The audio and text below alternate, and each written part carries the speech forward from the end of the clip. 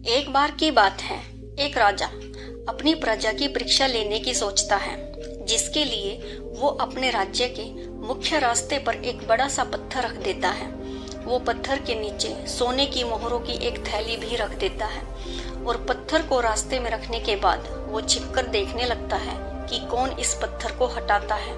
कुछ देर के बाद कुछ लोग वहां पर आते हैं और रास्ते में उस बड़े पत्थर को देखकर अपना रास्ता बदल लेते हैं। फिर कुछ देर के बाद राजा के दरबार के कुछ मंत्री उस रास्ते पर आते हैं और रास्ते में पड़े उस पत्थर को देखकर बहुत गुस्सा करते हैं। वो लोग आपस में बात कर रहे होते हैं कि राजा अपने राज्य का ध्यान अच्छे से नहीं रखता। उसके राज्य के रास्तों में इतने बड़े बड़े पत्थर हैं। उनकी सारी बातें राजा छुप कर सुन रहा होता है और वो मंत्री भी बिना पत्थर को हटाए वहां से चले जाते हैं। फिर कुछ देर के बाद वहां एक सब्जी वाला आता है, जिसके पास सब्जियां होती हैं।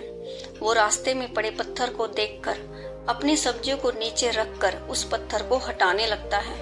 काफी मेहनत के बाद वो उस पत्थर को हटा देता है और पत्थर के नीचे उसे मोहरों की थैली मिलती है और साथ में एक पत्र मिलता है जिसमें लिखा होता है कि ये मोहरें पत्थर हटाने वाले के नाम राजा की तरफ से। वो सब्जी वाला बहुत खुश होता है। राजा ये सब देख रहा होता है।